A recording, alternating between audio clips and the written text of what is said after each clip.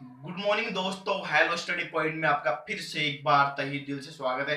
देखिए, आज अपन एक वेरी वेरी इंपॉर्टेंट पॉइंट के बारे में डिस्कशन करेंगे। और डिस्कशन करने से पहले हमारे चैनल को लाइक कीजिए, सब्सक्राइब कीजिए, साथ में बेल आइकन को जरूर प्रेस कीजिए और शेयर करना ना भूलिए। तो देखिए, आज अपन बात करेंगे अणुभार के बारे में और ये हमारी केमिस्ट्री का वेरी वेरी इंपॉर्टेंट पॉइंट है। यूं मान लीजिए कि ये केमिस्ट्री का आधार है। तो यहाँ पे देखिए, अधिकतर क्वेश्चन में हमें अनुभार दिया हुआ नहीं होता है और हमें अनुभार निकालना होता है। तो हम आपको आज कुछ ही क्षणों में की चुटकियों में आपको कॉन्सेप्चुअली अनुभार निकालना सिखा ही देंगे। तो बने रहिए हमारे वीडियो के साथ और हमारे को लाइक कीजिए और सपोर्ट कीजिए। देखिए, अपन जानते हैं कि जो हमारा अणु है ये परमाणु से मिलकर बना होता है। तो अपन यूं बोल सकते हैं इसके अनुभार की परिभाषा कैसे देंगे कि परमाणु भारों का योग ही अणुभार कहलाता है। और ये अणुभार निकालने से पहले हम कुछ सामान्यतः परमाणु भार, कुछ तत्वों के परमाणु भार बता देते हैं। तो यहाँ पे देखिए, यहाँ पे ये हमने तत्व माने जो कॉमनली पूछे जाते हैं और इनका यहाँ पे परमाणु भार है, इनको आप याद रखिए। ये देखिए, हाइड्रोजन का अपन मानते हैं 1 ग्राम, कार्बन का अपन मानेंगे 12 ग्राम, नाइट्रोजन की बात करें, नाइट्रोजन का मानते हैं अपन 14 ग्राम, ऑक्सीजन की बात करें तो इसका होता है 16 ग्राम। यहाँ पे फ्लोरीन की बात करें तो इसका हो जाएगा 19। और इसके बाद में अपन बात करेंगे सल्फर की, तो ये हो जाएगा 32। और यहाँ पे क्लोरीन, क्लोरीन की अपन बात करें तो क्लोरीन का हो जाएगा 35.5। तो ये हमने कुछ यहाँ पे तत्व लिखे हैं और इनके अपने परमाणु भार आगे डिनोट कर दिए हैं। अब देखिए, यहाँ पर अपने अणुभार कैसे निकालेंगे। हमारे पास निम्न एग्जाम्पल है, तो आप देख सकते हैं आसानी से। यहाँ पे देखिए, आपको पूछा गया कि जल का अणुभार कितना है। तो अपन देखेंगे कि पहले जो हाइड्रोजन का परमाणु भार कितना, हाइड्रोजन का देखिए 1 है। और हाइड्रोजन के कितने परमाणु है, 2 है। प्लस ऑक्सीजन 1 है, ऑक्सीजन की संख्या और ऑक्सीजन का परमाणु भार। तो यहाँ पे देखिए हमारे पास का जो मोलिकुलर वेट कितना गया, 18 गया। दूसरे एग्जांपल में अपन यहाँ पे बात करेंगे, यहाँ पे कार्बन डाइऑक्साइड की अपन बात कर लेते हैं। तो कार्बन की संख्या कितनी है, 1 है और कार्बन का परमाणु भार 12 होता है। और यहाँ पे ऑक्सीजन की संख्या कितनी है, 2 है और ऑक्सीजन का परमाणु भार कितना होता है, अपने यहाँ पे लिखा है 16 है। तो इनका अपन योग करेंगे तो हमारे पास प्राप्त हो जाएगा ये 44। ये इसका हमने अणुभार निकाल दिया है। इसी कड़ी में अपन आगे देखते हैं कि मान लीजिए हमारे पास ग्लूकोज है C6H12O6। तो यहाँ पे कार्बन कितने हैं, कार्बन की संख्या गुणा कार्बन का परमाणु भार हमने पीछे देखा है कि 12 ग्राम होता है। प्लस हाइड्रोजन कितने हैं, 12 और एक हाइड्रोजन का 1 ग्राम होता है। और यहाँ पे ऑक्सीजन की संख्या है 6 और एक ऑक्सीजन का परमाणु भार हो जाएगा 16। तो इसी तरह अपन इनका योग करेंगे तो हमारे पास आ जाएगा ये 180 प्राप्त होता है। तो अपन यहाँ पे आप देख सकते हैं कि आसानी से अणुभार निकाल रहे हैं। अब कुछ एग्जांपल आप और देख लीजिए। यहाँ पे सल्फ्यूरिक अम्ल अपन लिख रहे हैं, तो देख लीजिए सल्फ्यूरिक अम्ल का आपको पूछा कि अणुभार निकालिए। तो हाइड्रोजन की संख्या देखिए कितनी है, 2 है और एक हाइड्रोजन का 1 ग्राम होता है। प्लस सल्फर की संख्या कितनी है, 1 है, एक सल्फर का 32 ग्राम होता है। प्लस यहाँ पे ऑक्सीजन परमाणु की संख्या कितनी है, 4 है और एक ऑक्सीजन का 16 ग्राम होता है। तो इनका अपन योग करेंगे तो हमारे पास कितना आ जाएगा, 98 आ जाएगा। इसी तरह आप देखिए कि हाइड्रोक्लोरिक अम्ल HCl, इसमें देखिए हाइड्रोजन की संख्या कितनी है, 1 है और एक हाइड्रोजन का 1 ग्राम होता है। इसी तरह क्लोरीन की संख्या आप देखिए 1 है और एक क्लोरीन का 35.5 होता है। तो अपन यहाँ पे लिख देंगे 35.5 और ये एक 36.5 हमारे पास इसका अनुपात आ चुका है। अब आप देखिए, यदि हमें दे रखा है कि नाइट्रिक अम्ल HNO3, तो अपन आसानी से निकाल सकते हैं। यहाँ पे हाइड्रोजन की संख्या कितनी है, एक है, और एक हाइड्रोजन का 1 ग्राम होता है। यहाँ पे देखिए नाइट्रोजन की संख्या एक है और एक नाइट्रोजन का 14 ग्राम है। इसी तरह आप देखिए यहाँ पे ऑक्सीजन की संख्या कितनी है, 3 है, एक ऑक्सीजन का 16 ग्राम होता है। तो अपन इनका योग करेंगे, 1 14 और 16 48, तो हमारे पास कितना आ गया, 63 अनुभार इसका आ चुका है। तो अपन इस प्रकार परमाणु भारों का योग करके अपन अणुभार की गणना कर सकते हैं। आगे अपन कुछ एग्जाम्पल और देखते हैं।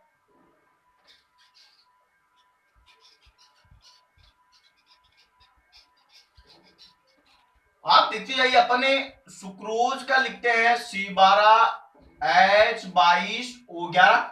इसमें आप बताइए कि यहाँ पे कार्बन की संख्या कितनी है, कार्बन की संख्या यहाँ पर 12 है और एक कार्बन का 12 ग्राम होता है। अपने पीछे देखा है हाइड्रोजन की संख्या, आप देख सकते हैं यहाँ पे 22 है और एक हाइड्रोजन का 1 ग्राम होता है।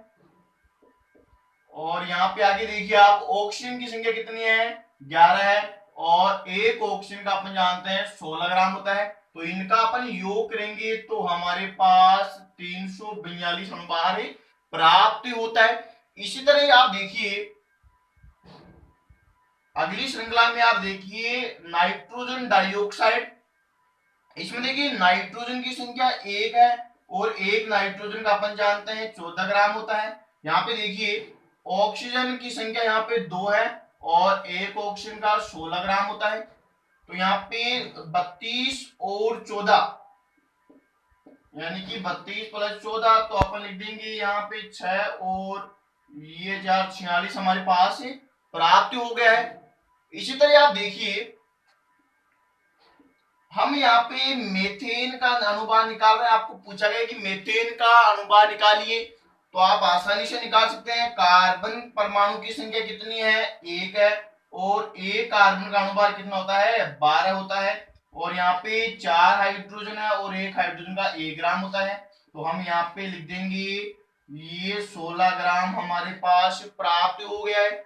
आपको पूछा है कि एथेन का अनुपात आप निकालिए, तो यहाँ पे देखिए कार्बन कितने हैं, 2 है, एक कार्बन का 12 ग्राम होता है, प्लस यहाँ पे हाइड्रोजन की संख्या कितनी है, हाइड्रोजन 6 है और एक हाइड्रोजन का 1 ग्राम होता है।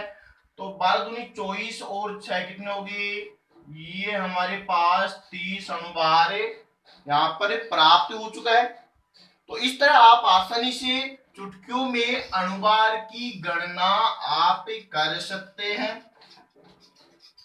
अब देखिए कुछ एग्जाम्पल अपन और देखते हैं।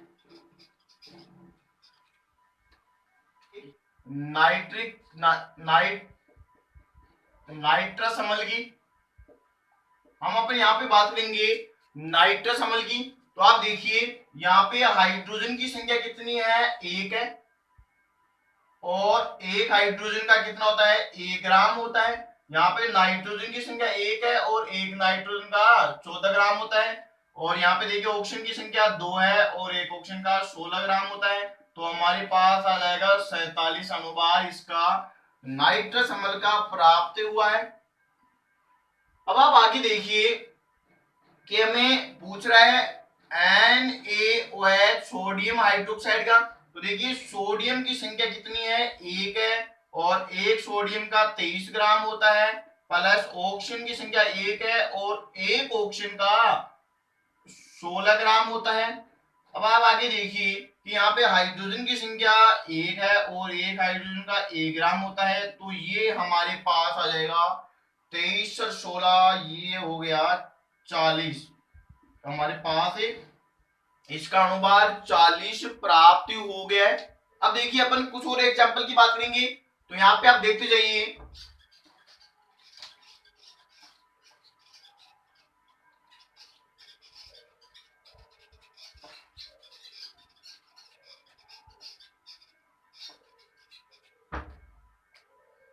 यहाँ पे देखिए अपन बात कर रहे हैं H2 की।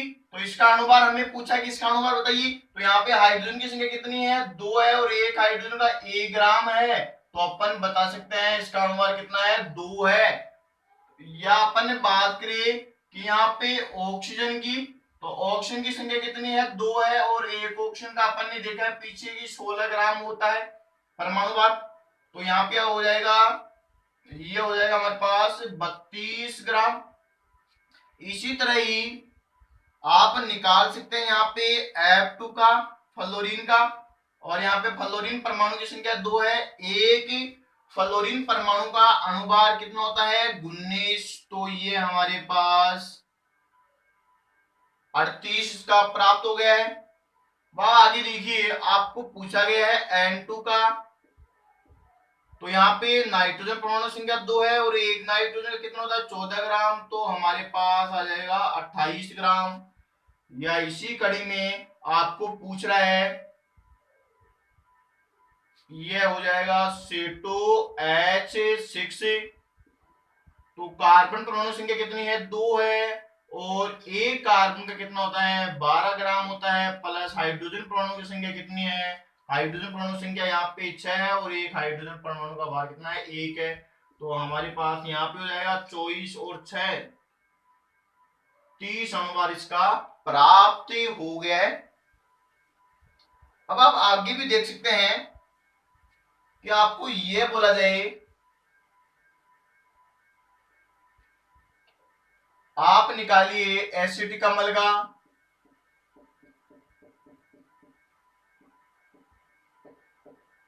एसिडिक अम्ल का अणुभार की गणना कीजिए, आपको यह बोला है। तो अपन जानते हैं एसिटिक अम्ल क्या होता है, CH3COOH।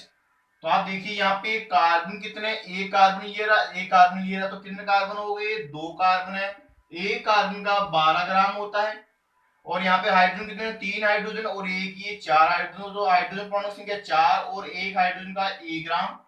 और आगे देखिए यहाँ पे ऑक्सीजन है, ऑक्सीजन कितने हैं, 2 ऑक्सीजन है और एक ऑक्सीजन का 16 ग्राम, तो हमारे पास ये आ जाएगा 24 प्लस 4 प्लस ये 32, तो इसका अपन योग करेंगे 60 आएंगे। इसी तरह अगला क्वेश्चन आपको पूछ रहा है कि फॉर्मिक अम्ल का अणुभार बताइए, तो आप आसानी से बता सकते हैं। ये देखिए फॉर्मिक अम्ल क्या होता है, HCOOH। यहाँ पे देखिए हाइड्रोजन कितने हैं, एक हाइड्रोजन ये रहा, एक हाइड्रोजन ये रहा, 2 हाइड्रोजन है, एक हाइड्रोजन का 1 ग्राम होता है, प्लस यहाँ पे कार्बन कितने हैं, यहाँ पे एक कार्बन है और एक कार्बन का अपन जानते हैं 12 ग्राम होता है, प्लस यहाँ पे ऑक्सीजन कितने हैं, 2 ऑक्सीजन है, एक ऑक्सीजन का 16 ग्राम होता है, तो हमारे पास आ जाएगा ये 2 और 14 और 16 दूनी 32, 32 और 14 हो जाएंगे ये 46 अणुभार हमारे पास ये प्राप्त हो गया है। अब आपको ये पूछ रहा है अगले क्वेश्चन में, आप देखिए आपको तीसरा क्वेश्चन पूछा है कि सल्फ्यूरस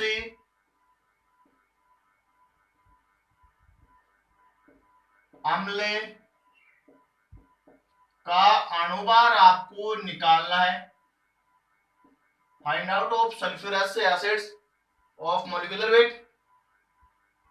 तो यहाँ पे देखिए सल्फ्यूरस एसिड ये होता है H2SO3, तो आप देख सकते हैं यहाँ पे हाइड्रोजन कितने हैं, 2 हाइड्रोजन, एक हाइड्रोजन का 1 ग्राम होता है, प्लस यहाँ पे सल्फर कितने हैं, सल्फर 1 है और एक सल्फर का 32 परमाणु भार होता है। यहाँ पे ऑक्सीजन कितने, 3 है और एक ऑक्सीजन का 16 ग्राम होता है, तो अपन आसानी से यहाँ पे बता सकते हैं कि ये 32 और ये कितने हो गए, 34 और 48, यानी कि 82, हमारे पास इसका 82 अणुभार प्राप्त होता है। अब देखिए लास्ट क्वेश्चन आपको ये दे दिया जाए